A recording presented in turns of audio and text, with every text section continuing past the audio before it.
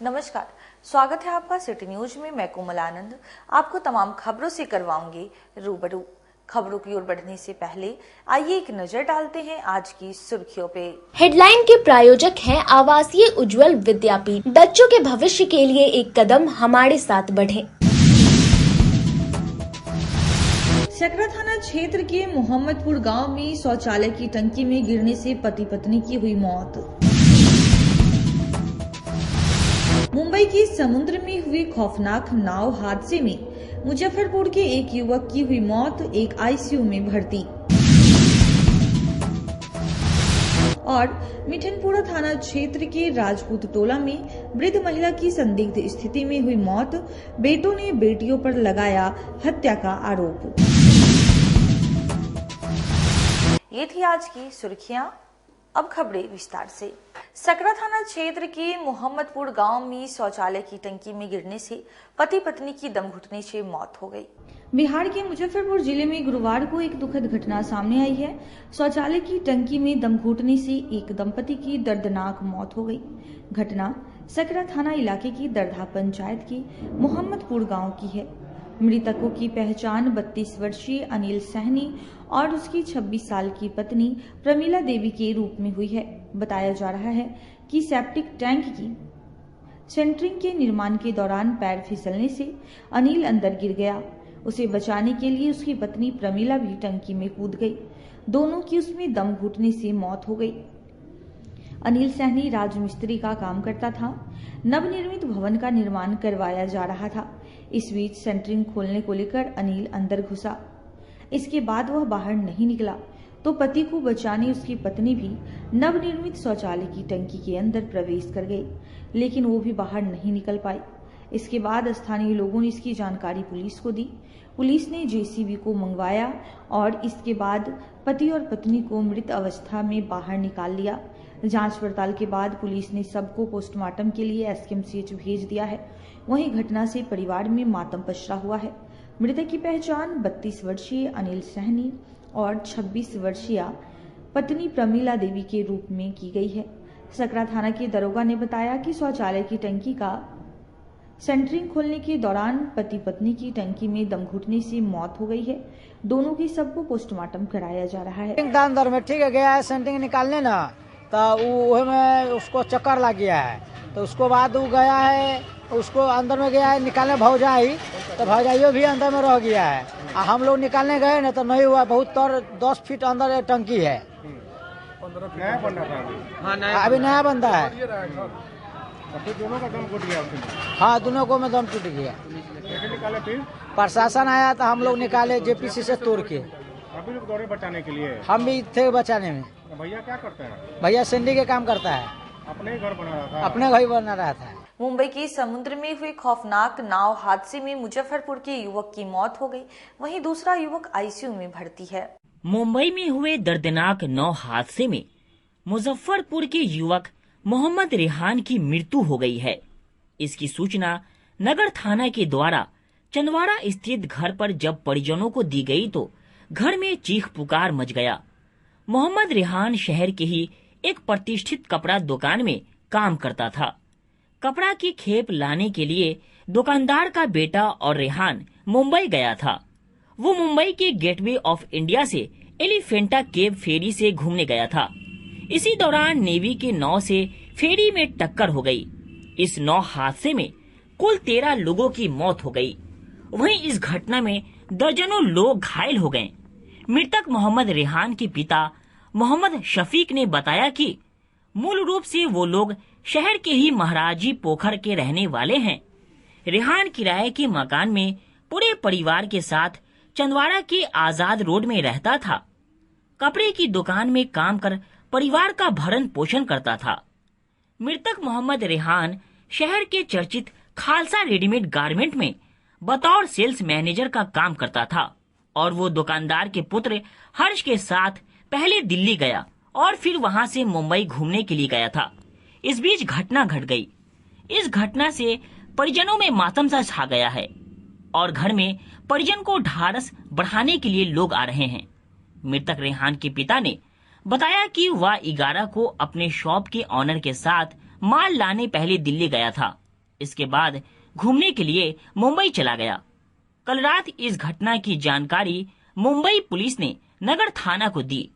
नगर थाना की पुलिस ने हमें बताया कि 9 दुर्घटना में पुत्र की मृत्यु हो गई है।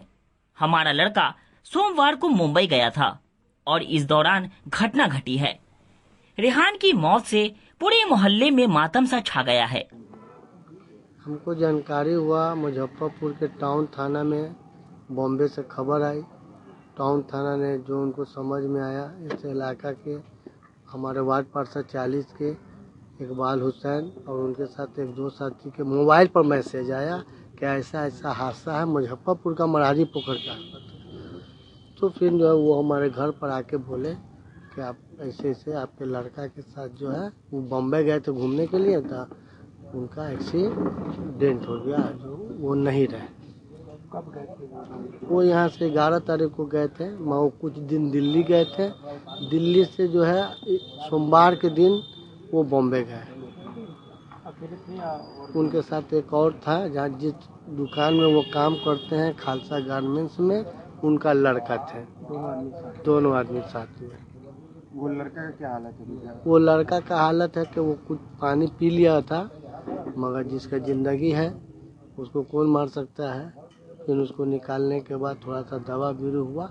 अभी मतलब उसका भी तबीयत खराब है, मगर ठीक हो जाएगा। शादी हो गई थी इनकी? नहीं, इनकी शादी नहीं हुई। कितने भाई हैं? ये 2 भाई हैं। बड़े हैं छोटे? बड़े हैं। क्या नाम है? मोहम्मद रेहान। बोछा थाना में तैनात चौकीदार के साथ शराब माफियाओं ने मारपीट की। अपने ही थाने में केस दर्ज नहीं हो रही है। मुजफ्फरपुर के बोछा थाना का चौकीदार जब शराब माफिया को नोटिस देने गया तो माफिया ने उसकी पिटाई कर दी, जिसके बाद इस मामले में थानेदार ने चौकीदार का FIR तक दर्ज नहीं किया। वहीं इस मामले में चौकीदार ने SSP से गुहार लगाई है। अब SSP ने इस मामले में एक्शन लिया है। चौकीदार की पिटाई का मामला दर्ज नहीं होने से बोझा थानेदार की कार्यशैली पर सवाल उठने लगा है। दरअसल पहले शराब माफिया के घर पर किसी अन्य मामले का नोटिस लेकर गए थाना के चौकीदार जगदेव राय को आरोपी शराब माफियाओं ने पिटाई कर दी और जब इसकी शिकायत चौकीदार ने थाने में की तो अपने ही थाना के थानेदार राकेश कुमार यादव उनका केस दर्ज करने में आनाकानी कर रहे हैं। इतना ही नहीं, केस न दर्ज करने की बात कहकर मामला मैनेज करने तक का ऑफर दे चुके हैं, जिसको लेकर अब पीड़ित चौकीदार SSP से गुहार लगाने उनके कार्यालय पहुंच गया। थानेदार के इस कार्यशैली से कहीं न कहीं शराब माफिया से मिलीभगत होने की बू आ रही है। मामले को लेकर पीड़ित चौकीदार जगदेव राय ने बताया कि बीते 25 नवंबर को लोक अदालत का नोटिस देने सरफुद्दीनपुर निवासी अमन कुमार के घर पहुंचे थे, लेकिन नोटिस फाड़कर अमन और उनके साथियों ने जानलेवा हमला कर दिया।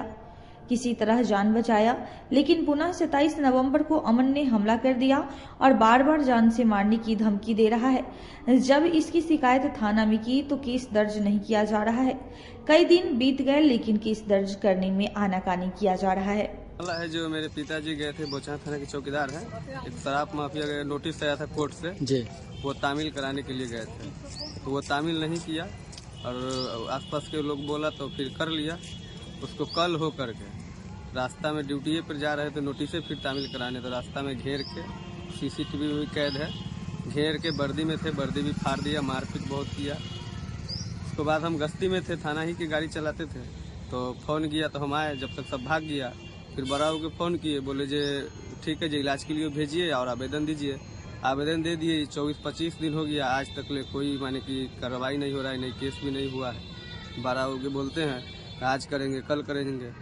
उसके बाद हम सीनियर साहब से भी मिले हैं, तो 2 दिन का टाइम दिए हैं, 2 दिन भी बीत गया, फिर भी कोई उपाय नहीं है। और वो सब शराब माफिया मारने के लिए धमका रहा है। हम रास्ता छोड़ दिए, आना जाना भी बंद कर दिए उसको गाँव से। बड़ा बाबू कुछ पैसा वैसा भी लेके केस मैनेज करने के लिए कहते हैं, तो FIR नहीं कर रहे तो वही बात होगा और क्या होगा। जब चौकीदारे का सुरक्षा नहीं मिलेगा, जब चौकीदार अपना मोहल्ला में बोलते शराब भी धरवाएगा नहीं धरवाएगा, फिर चौकीदारे मार खाएगा, उससे नहीं लेंगे तो इसको वही बात होगा और क्या है। जबकि चौकीदार आपके पापा उसी थाना में तैनात है? उसी थाना में चौकीदार है, हम भी उसी थाना की गाड़ी चलाते हैं, लेकिन यही सब बात के लेके हटा दिया गया। जो बात के तुम बढ़ा रहा है यही सब के लिए हटा दिया गया। क्या कहते हैं थाना प्रभारी जाते हैं आवेदन लेके? तो आवेदन एक दिए तो बोले जे इस आवेदन से तो नहीं, हम अपना हिसाब से लिखवाते हैं, उसको छोड़ेंगे नहीं। हम बोले ठीक है सर, आप जैसे लिखवाइए। उस पर भी नहीं, आपको हम सब आवेदन दिखाए हैं, उसमें भी नहीं कोई कार्रवाई हुआ। स्वामी विवेकानंद क्रीडा एवं योगा संस्थान और SBI मुजफ्फरपुर द्वारा संयुक्त रूप से स्पोर्ट्स फेस्टिवल सीजन 2 का शुभारंभ लंगट सिंह कॉलेज की खेल मैदान में किया गया। स्वामी विवेकानंद क्रीडा एवं योग संस्था और SBI मुजफ्फरपुर द्वारा संयुक्त रूप से स्पोर्ट्स फेस्टिवल सीजन 2 का शुभारंभ लंगट सिंह कॉलेज की मैदान में गुरुवार को बेहद धूमधाम से किया गया। 19 दिसंबर से शुरू होकर 22 दिसंबर तक आयोजित होने वाली इस मेगा स्पोर्ट्स फेस्टिवल में 8 खेल स्पर्धाओं athletics, football, volleyball, badminton, kabaddi, kho kho, table tennis और टग ऑफ वार की प्रतियोगिता बालक और बालिकाओं के लिए आयोजित की जाएगी, जिसमें लगभग 2500 खिलाड़ी और 145 टीमों के बीच मुकाबला होगा। उद्घाटन के अवसर पर रविंद्रन शंकरन, IPS महानिदेशक, बिहार राज्य खेल प्राधिकरण, बिहार विश्वविद्यालय के कुलपति प्रोफेसर दिनेश चंद्र राय मुख्य अतिथि के रूप में संयुक्त रूप से पदकों का अनावरण किया और खिलाड़ियों का उत्साह भी बढ़ाया। विवेकानंद क्रीडा एवं योग संस्थान के द्वारा ये दूसरी बार मुजफ्फरपुर फेस्टिवल, स्पोर्ट्स फेस्टिवल जो आयोजित की जा रही है, यह भविष्य में हमारे यहाँ के खिलाड़ियों, बच्चों के लिए बहुत ही प्रेरणादायक होगी और इससे यहाँ का खेल का संस्कृति भी बढ़ेगा। मेरी शुभकामनाएं संस्थान के साथ हैं। साथ में यहाँ के खिलाड़ी जो सुदूर देहातों से भी आए हैं, सरकारी विद्यालयों ने भी काफ़ी बढ़ चढ़ कर इसमें भाग लिया है और उन्होंने प्रदर्शन किया। जो कि विगत वर्ष का जो ओवरऑल चैंपियन था, वह भी विद्यालय पुनः इस दौड़ में है कि इस बार भी ओवरऑल चैंपियन ले जाएं, जो सरकार के ही विद्यालय है। मैं सभी विद्यालयों के शारीरिक शिक्षकों, खिलाड़ियों को मैं शुभकामना देता हूँ। हम लोगों का जो स्वामी विवेकानंद क्रीडा एवं योग संस्थान एक संस्था है, NGO, काफ़ी पुरानी संस्था है। तो हम लोग का ये प्रयास होता है कि बच्चों को क्लासरूम के बाहर निकाल के मैदान में लाएं, क्योंकि जब आप सर्वांगीण विकास चाहते हैं बच्चों का, तो उसमें खेल की बड़ी अहम भूमिका होती है।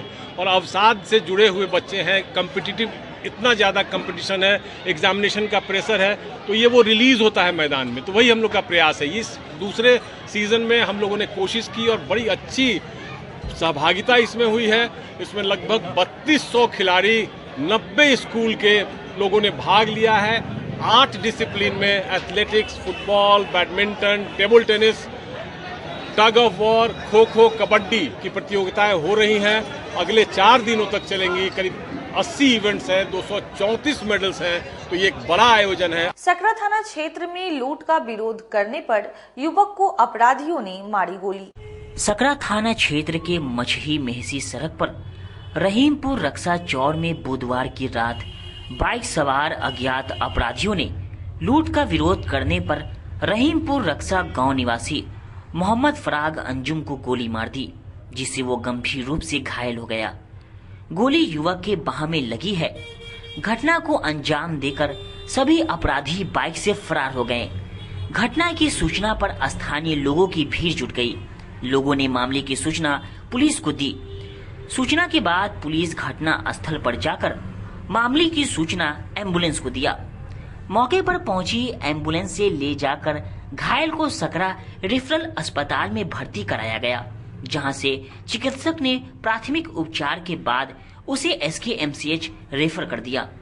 वहीं सकरा थाना अध्यक्ष राजीव कुमार पाल ने पुलिस बल के साथ घटना स्थल पर पहुंचकर छानबीन शुरू कर दी। घटना के बाद आसपास में दहशत का माहौल है। स्थानीय लोगों ने बताया कि घायल युवक असम से मजदूरी कर घर आने के लिए ढोली रेलवे स्टेशन पर ट्रेन से उतरा था। वो घर जाने के लिए अपने गांव से टोटो बुलाया था।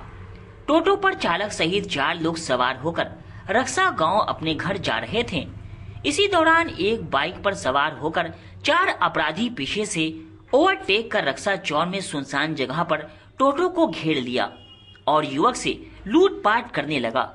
युवक ने लूट का विरोध किया तो जिससे अपराधियों से हाथापाई भी हुई। लूट में असफल होने पर अपराधियों ने पिस्टल से युवक के बाह में 2 गोली मार दी। युवक गंभीर रूप से घायल हो गया, जिसके बाद सभी अपराधी फरार हो गए। अब आ रहे थे आसाम से काम करके, बरौनी में गाड़ी चेंज किए थे, वहाँ से ढोली सकरा के लिए गाड़ी पकड़े थे, वहाँ से अपने गांव के ओर लेकर के एक लड़का को कॉल किए गाड़ी लेके आने के लिए। तो एक टोटो लेकर आया 2 लड़का के साथ और 2 भाई थे। यहाँ से 4 लोग बैठ के जा रहे थे, तो वो सिराहा मंडा एक गांव पड़ता है, वहाँ से 4 लड़का अपाची से आगे बढ़ा। उसको देख कर कैसा लगा, इसलिए कि मेरे सामान को देख रहा था वो, उसमें कुछ था नहीं, तार उर था, मेरा ड्रिल मशीन, हथौड़ी उथौड़ी ये सब था। उसको देख रहा था गौर से, हमको ऐसा लगा कि ये लोग गलती करेगा। आगे जाने के बाद एक बैग रक्षा, मतलब डी का मोड़, मतलब 2 मोड़ है रक्षा में, मेरा दोनों मोड़ मेरा ही है। तो मैंने वो मोड़ के आगे जाने के बाद वो गाड़ी गायब हो गया। हमको ऐसा एहसास हुआ कि वो लोग वहाँ पे खड़ा हुआ, मेरे थोड़ा सा घर के पीछे गाड़ी को खड़ा करके वो लोग साइड में खड़ा था, पिस्टल लेकर के बोल रहा था साइड में आओ। साइड में आने के लिए बोला, जैसे पिस्टल मतलब यहाँ मारने वाला था ना, तो मैं ऐसे हाथ उठाया, यहाँ लग गया, लग जो गया ना, तो मतलब हम हल्ला करने लगा। गांव तो भाई मेरा नज़दीक में है घर, तो भाई लोग को बोलने लगा फ़ोन करो, गांव से आदमी को मंगाओ। उतने में जो गाड़ी स्टार्ट करके भागा है, दोबारा मिला नहीं अभी तक कहाँ। वैसे गाड़ी का नंबर मैसी मंडे का लड़का सब देखा है। बाहर से कभी मर्डर हो जाएगा हम लोगों का, तो प्रशासन क्या कर रहा है? यहाँ हम लोग को सुरक्षा न देगा प्रशासन। हम लोग का ग्रामीण क्षेत्र है ना, अभी 7:30-8 बजे घटना हो गया, बच्चा को गोली लगा, दिमाग में मारने का कोशिश हुआ था ना, कांडे से निकला ना। ये प्रशासन का ना है, हम लोग का क्या, थाना का कोई जिम्मेदारी है? थाना हम लोग को सुरक्षा नहीं देगा तो हम लोग घर में रहेंगे, बाल बच्चा हमारा क्या खाएगा हम लोग? काजी मोहम्मदपुर थाना क्षेत्र की चक्कर के समीप सड़क पर बॉयफ्रेंड को लेकर 2 लड़कियां आपस में भिड़ गई।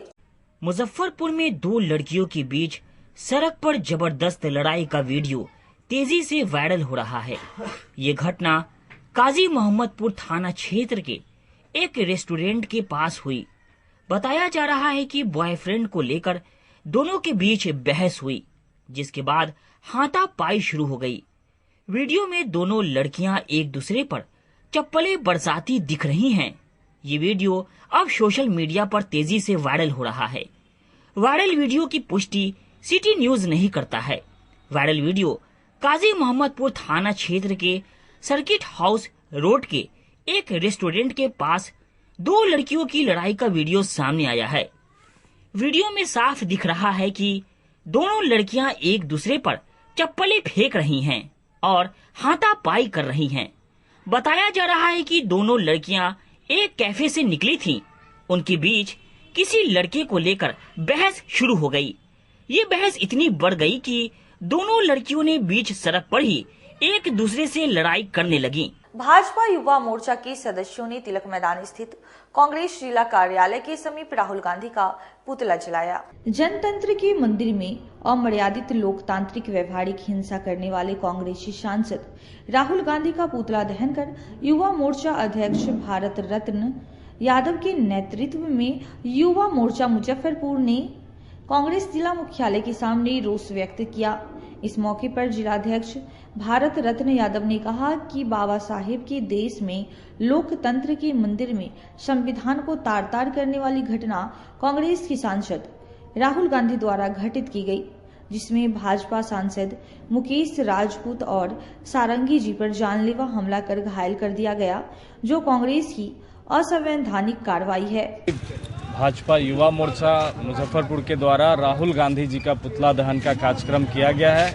आज जिस तरह का संविधान का जो मजाक उड़ाया गया है, संविधान के मंदिर में अलोकतांत्रिक तरीके से धक्का मुक्की किया गया है, माननीय सांसद सारंगी जी का और जो हमारे सांसद हैं मुकेश राजपूत जी के जिस तरह से चोटें पहुंची हैं, उनको अस्पताल में उनको भर्ती कराया गया है। इसके विरोध में पूरे जिला से युवाओं ने जो है राहुल जी का पुतला दहन का कार्यक्रम किया। ग्रामीण परिवेश से संसद में जो भारत के ग्रामीण परिवेश के लिए वहाँ पे उपस्थित है, ऐसे सांसद सारंगी जी के साथ धक्का मुक्की किया गया। वो हमारे बुजुर्ग सांसद है, महिलाओं के साथ धक्का मुक्की किया गया।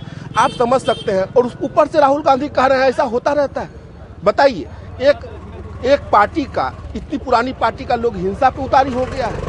वो एडिटेड वीडियो प्रसारित कर रहे हैं। वो भारत विदेश जाते हैं तो भारत विरोधी तत्वों से बात करते हैं। जब भी राहुल गांधी विदेश जाते हैं, आपने देखा होगा देश में आतंकी घटनाएं बढ़ जाती हैं। आज बताइए, देश में उन्हें तुरंत माफी मांगनी चाहिए, लेकिन वो क्या कर रहे हैं? माफी मांगने से माफी मांगना तो दूर, वो लगातार क्या कह रहे हैं, ऐसा होता रहता है। मिठनपुरा थाना क्षेत्र के राजपूत टोला में वृद्ध महिला की संदिग्ध स्थिति में मौत हो गई। बेटों ने बेटियों पर हत्या का आरोप लगाया। गुरुवार को मिठनपुरा थाना क्षेत्र के कन्हौली राजपूत टोला में संदिग्ध अवस्था में एक 85 वर्षीय महिला की मौत हो गई। इसके बाद मामले को लेकर दोनों पक्ष आपस में भिड़ गए। मृतक महिला के बड़े पुत्र रामाशंकर सिंह ने मिठनपुरा थाना में आवेदन देकर जमीन विवाद में बहन और बहनोई पर मां की जान मारने का आरोप लगाया है। उसका कहना है कि न्यायालय में रीना और रेनू से जमीन का विवाद चल रहा है, जिसे लेकर आज पंचायत बुलाई गई थी। उससे पहले मां कृष्णा देवी की संदिग्ध मौत की सूचना मिली। हमें आशंका है कि दोनों बहनों ने मिलकर जमीन हड़पने की नीयत से मां की हत्या कर दी है। वहीं दोनों बहनें रीना और रेनू का कहना है कि उनके पिता स्वर्गीय नागेंद्र सिंह की राजपूत टोला में जमीन और मकान है। हम दोनों पक्ष बहनें ही मां पिताजी को रखे और उनकी सेवा कर रहे थे। कल रात मां की तबीयत खराब हो गई। डॉक्टर के पास ले जाने से पहले ही उनकी मौत हो गई है। हम लोग 3 भाई और 2 बहन हैं। तीनों भाई हम बहनों को संपत्ति में हिस्सा नहीं देना चाहते हैं, इसलिए भाई लोग हमें फंसाने के लिए हत्या का आरोप लगा रहे हैं। भाइयों से संपत्ति विवाद न्यायालय में पूर्व से चल रहा है। वहीं पूरे मामले को लेकर मिठनपुरा थानाध्यक्ष राम इकबाल प्रसाद का कहना है कि वृद्ध महिला की मौत मामले में लिखित आवेदन दिया गया है। सबको पोस्टमार्टम के लिए मेडिकल कॉलेज भेजा गया है। पोस्टमार्टम रिपोर्ट आने के बाद मौत का खुलासा होगा कि हत्या है या स्वाभाविक मौत हुई है। उनका तबीयत खराब होने से उनका हार्ट अटैक किया है। ये लोग इतना डेली पुलिस दरोगा लेके पूरा गांव समाज आके हम लोग को गाली गलौज कर रहा था। एकदम 2-3 दिन पुलिस भी लेके आया। उन लोग एक दिन हम लोग भी बुलाए। इसका सारा कारण जमीन का पहले हम लोग बंटवारा दायर किए हुए हैं सर। इसी के बाद ये लोग दंगा करना शुरू किया है। कौन लोग करते हैं? गाँव का सब आदमी आया। हम लोग का एंटी है गाँव का। लोग कह रहे हैं कि हम लोग जान से मार दिए हैं, जबकि हमारे पास पुलिस का ये डॉक्टर से हम जो ट्रीटमेंट कराए हैं वो मेरे पास है अवेलेबल। उस चीज को मान नहीं रहे। समाज पूरा ये कह रहा है कि बेटी है, बेटी नहीं करेगी, बेटा ही करता है, जबकि हम 30 साल से कर रहे हैं माँ बाप के साथ। हम शादी नहीं हुआ था उस टाइम से मेरा भाई सब अलग है। मैं शादी भी मेरी बहन करवाई है और हम दोनों बहन मिलकर रहते थे। पापा का भी सेवा 3 साल देगी रहा, कोई भाई खर्च नहीं किया है। टोटल हम लोग किए हैं और उनका सुख श्राद्ध भी किए हैं। वो लोग गेस्ट की तरह आया है। आज समाज कहता है कि एक बेटी अगर रहेगी तो समाज गंदा हो जाएगा। तो ऐसा क्या है? बेटी का कोई अधिकार नहीं है, कोई हक नहीं है। मार दिया गया है। कौन मारा? रेनू, रीना और अमित। हत्या का कारण क्या लग रहा है? जमीन के लिए वो सब कह रहा था लिखने के लिए, ही कह रही थी नहीं लिखे। कोर्ट से आप लोग का जमीनी विवाद चल रहा है? नहीं, कोर्ट में अभी हम लोग किए हैं, वो भी कर दिया है। महिला की मृत्यु की सूचना मिली है। पोस्टमार्टम के लिए भेजा जा रहा है। पोस्टमार्टम पश्चात अग्रिम कार्रवाई की जाएगी। परिवार वाले हत्या का आरोप लगा रहे हैं। आज उसका जांच अनुसंधान हो रहा है। आगे कार्रवाई चल रही है। आगे कार्रवाई चल रही है। किस अवस्था में बॉडी था? रूम में बॉडी लेटा हुआ अवस्था मिला हम लोगों को। महिला का उम्र लगभग 77 वर्ष है। शरीर पर कुछ जख्म के निशान? हम लोगों को जख्म का निशान नहीं मिले। तो परिवार का कुछ विवाद हुआ कह रहे, पहले से आवेदन वगैरह दिए गए थे। दोनों के पक्ष में संपत्ति का विवाद चल रहा है। अब वक्त हो चला एक छोटे से ब्रेक का। जल्द ही लौटेंगे। कहीं मत जाइए, देखते रहिए सिटी न्यूज मुजफ्फरपुर। अपने सपनों की आशिया को दे एक नई पहचान माँ भवानी डेकोर प्राइवेट लिमिटेड के साथ, जो है ऑथराइज्ड डिस्ट्रीब्यूटर ऑफ कजारिया। देश की मिट्टी से बनी टाइल से देश को बनाते हैं। और जहां मिलती है सभी प्रकार के Indian and imported granite, marble, sanitary एवं कोटा स्टोन का अनोखा एवं आकर्षक संग्रह। माँ भवानी डेकोर प्राइवेट लिमिटेड मतलब a complete floor solutions. New 0 mile Dadar road Muzaffarpur. Call 9934753111। Muzaffarpur जिले की शान बन चुकी बाबा लाठी अब लोगों की जरूरत बन चुकी है। अत्याधुनिक रेंज और भरोसे को समेटे हुए लोगों के लिए नई नई डिजाइनर लाठी बाजार में उतारते रहते हैं। ऐश्वर्या राय बच्चन, सचिन तेंदुलकर की पत्नी से लेकर न जाने कितने सारी नामी हस्तियां इस लाठी के दीवाने हो चुके हैं। लोगों के साथ ने ही बाबा लाठी की पहचान देश से लेकर विदेश तक बनाई है। ऐसा साथ बनाए रखने के लिए आप लोगों का तहे दिल से धन्यवाद।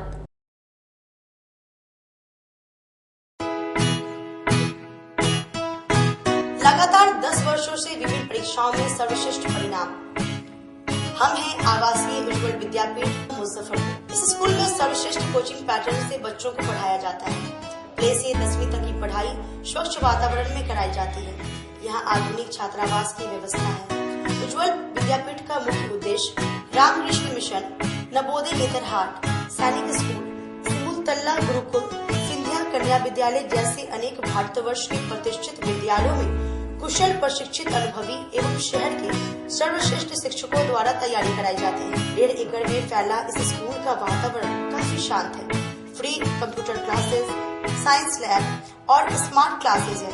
साथ ही इंडोर और आउटडोर गेम की भी व्यवस्था है। तो अपने बच्चों के लक्ष्य के सपनों को पूरा कराना चाहते हैं तो आज ही आवासीय उज्ज्वल विद्यापीठ में अपने बच्चों का नामांकन करवाएं। हमारा पता है पोखरिया पीठ अतरदा मुजफ्फरपुर और हमारा कॉन्टेक्ट नंबर है 9708 351851 और हमारा दूसरा नंबर है 8797122397 या फिर आप हमें कांटेक्ट कर सकते हैं 8409996658 पर। आजकल की बिजी जिंदगी में स्टाइल तो है पर कंफर्ट का क्या? आपके इसी स्टाइल और कंफर्ट को बेहतर बनाने के लिए नीलकमल लेकर आए हैं first exclusive factory outlet showroom in Mithanpura Muzaffarpur, जहां home furniture, office furniture, mattress and wedding special पे up to 50% off with EMI facility. Style भी कंफर्ट भी। उत्तर बिहार का पहला नीलकमल का एक्सक्लूसिव शोरूम आपका स्वागत करता है। एक बार सेवा करो। ब्रेक के बाद फिर से आप तमाम दर्शकों का स्वागत है। आइए बढ़ते हैं अगली खबरों की ओर। अमित शाह के बयान को लेकर कांग्रेस पार्टी के नेताओं और भीम आर्मी के कार्यकर्ताओं ने अमित शाह का पुतला फूंक विरोध जताया। कांग्रेस पार्टी के नेताओं और भीम आर्मी के कार्यकर्ताओं ने फूंका अमित शाह का पुतला। सरेयागंज चौराहा पर किया विरोध प्रदर्शन। सदन में संविधान पर चर्चा के दौरान अमित शाह के बयान पर मुजफ्फरपुर में जमकर प्रदर्शन कर उनका पुतला फूंका गया। प्रदर्शन सरेयागंज चौराहे पर किया गया था, जहां कांग्रेस पार्टी के नेताओं और भीम आर्मी के कार्यकर्ताओं ने अमित शाह के बयान का विरोध किया। कांग्रेस पार्टी के जिलाध्यक्ष अरविंद कुमार मुकुल ने बताया कि अमित शाह का बयान बाबा साहब अंबेडकर के सम्मान के प्रति अपमानजनक है। उन्होंने कहा कि अमित शाह को अपने बयान के लिए माफी मांगनी चाहिए और उनकी सदस्यता रद्द होनी चाहिए। प्रदर्शनकारियों ने अमित शाह के पुतले को फूंका और उनके खिलाफ नारे लगाए। उन्होंने बाबा साहब अंबेडकर के सम्मान में भी नारे लगाए और उनके योगदान को याद किया। वहीं भीम आर्मी के कार्यकर्ताओं ने बताया कि जब तक अमित शाह माफी नहीं मांगते तो आने वाले समय में जिले सहित प्रदेश में आंदोलन किया जाएगा। मुजफ्फरपुर भीम आर्मी के लोग स्वर्ग में भेज दिए हुए हैं, भेजने का काम किए हुए हैं। अमित शाह जो आज बोले थे कि मतलब भीम अम्बेडकर जो कि एक फैशन बन चुका है, तो अमित शाह को बताना चाहते हैं कि अम्बेडकर फैशन नहीं बन चुका है, ये एक ब्रांड है। और अमित शाह बोले थे कि भगवान का नाम लेते तो स्वर्ग में चले जाते। तो मुजफ्फरपुर भीम आर्मी के लोग अमित शाह को आज मुजफ्फरपुर में स्वर्ग में भेजने का काम किया है। लोकसभा में गृह मंत्री अमित शाह के द्वारा हमारे संविधान के रचयिता बाबा भीमराव अंबेडकर जी के बारे में जो कमेंट किया गया, अपमान किया गया, अंबेडकर अंबेडकर अंबेडकर अंबेडकर अंबेडकर का नाम लेते हो, अगर भगवान का नाम लेते तो स्वर्ग में वास होता, भगवान का आशीर्वाद मिलता। तो क्या अंबेडकर जी आज जो है हमारे पूजनीय हैं, हमारे संविधान के दाता है। नए साल में मुजफ्फरपुर से गुजरने वाली कई ट्रेनों से छीन सकता है सुपरफास्ट का दर्जा।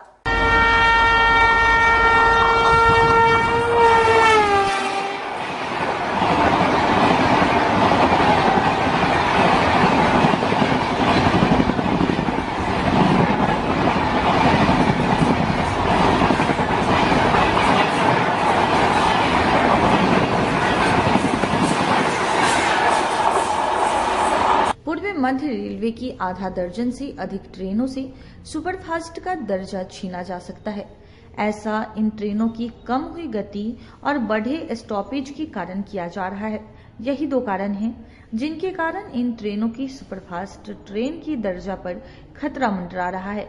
हालांकि इस फैसले से यात्रियों को भी आंशिक लाभ मिलेगा। उन्हें दर्जा छीनने के बाद सुपरफास्ट का शुल्क नहीं देना होगा। इसको लेकर रेलवे बोर्ड मंथन करने में जुटा है। इनमें से कई ट्रेनें बिहार के विभिन्न स्टेशनों से होकर गुजरती है। जनवरी 2025 में रेलवे की नई समय सारणी जारी हो सकती है। इसमें इनसे सुपरफास्ट का दर्जा छीना जाएगा। अब तक रेलवे की ओर से जून और अक्टूबर में ट्रेनों की समय सारणी में बदलाव होता था, लेकिन 2024 में ऐसा नहीं हुआ। अब रेलवे बोर्ड 2025 में समय सारणी बदलाव करने की तैयारी में है। नवंबर 2024 में ही रेलवे बोर्ड ने सभी रेलवे जोन और फिर मंडल से ट्रेनों के समय और ठहराव को लेकर पूरा जानकारी मांगी थी, जिसे मंडल और जोन ने रेलवे बोर्ड को उपलब्ध करा दिया है। रेलवे का मानक है कि सुपरफास्ट ट्रेनों का परिचालन न्यूनतम 90 किलोमीटर प्रति घंटे की रफ्तार से होता है, लेकिन स्टॉपेज बढ़ाने से यह रफ्तार 70 से 75 किलोमीटर प्रति घंटे तक सिमट गई है। इस वजह से ट्रेनों से सुपरफास्ट का दर्जा छीन जाने का खतरा बढ़ गया है। मुजफ्फरपुर से सप्त क्रांति, बिहार संपर्क क्रांति, वैशाली और स्वतंत्रता सेनानी सुपरफास्ट ट्रेनें गुजरती है। इनमें से 2 पर सुपरफास्ट का दर्जा छीनने का खतरा मंडरा रहा है। मुजफ्फरपुर क्लब में आयोजित राम कथा के 8वें दिन भक्तों ने कथा सुनी।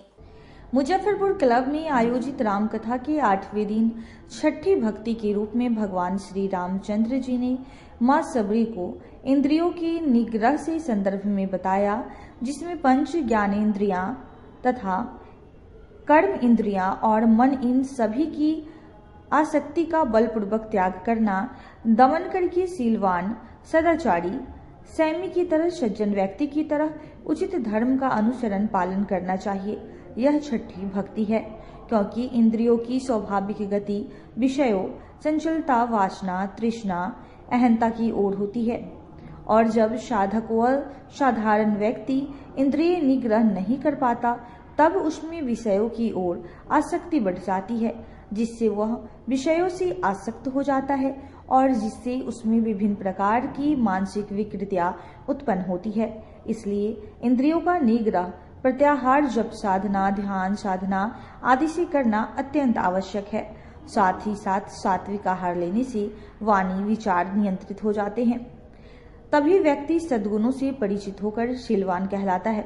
जब व्यक्ति धर्मानुसार करता है और वह संसार के सभी भव बंधनों से मुक्त होकर सभी प्राणियों में परमात्मा के स्वरूप को देखने लगता है और अंत में वह परमात्मा चेतना को समर्पित होकर ब्रह्मलीन हो जाता है।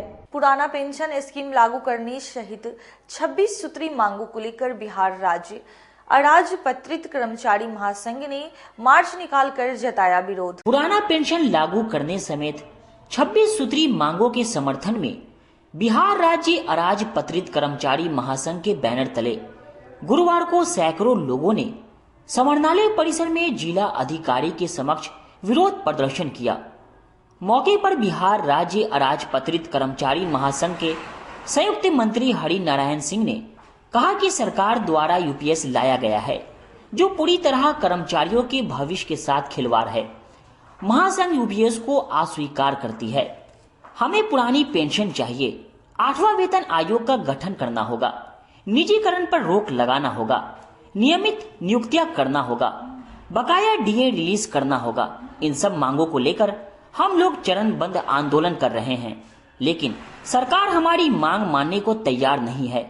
अगर सरकार हमारी 26 सूत्री मांगों पर जल्द विचार नहीं करती है तो हम लोग आंदोलनात्मक आंदोलन करने को बाध्य होंगे। पुराना पेंशन लागू होना चाहिए और हम लोग का 8वां वेतन आयोग लागू होना चाहिए और हम लोग का 2400 ग्रेड पे लागू होना चाहिए, सुधार होना, क्योंकि अगर एक दिन भी एमएलए रहता है, एमपी रहता है तो उसको मिलेगा पूरा, लेकिन हम लोग का अगर 40 साल नौकरी करे तो हम लोग का पुराना पेंशन नहीं मिलेगा। पुराना पेंशन देना है, एक दिन क्यों मिलेगा? हम लोग को 40 साल करेंगे फिर भी क्यों नहीं मिलेगा? हम लोग को मिलना चाहिए। जब वो लोग को मिलेगा तो फिर हम लोग को भी मिलना चाहिए।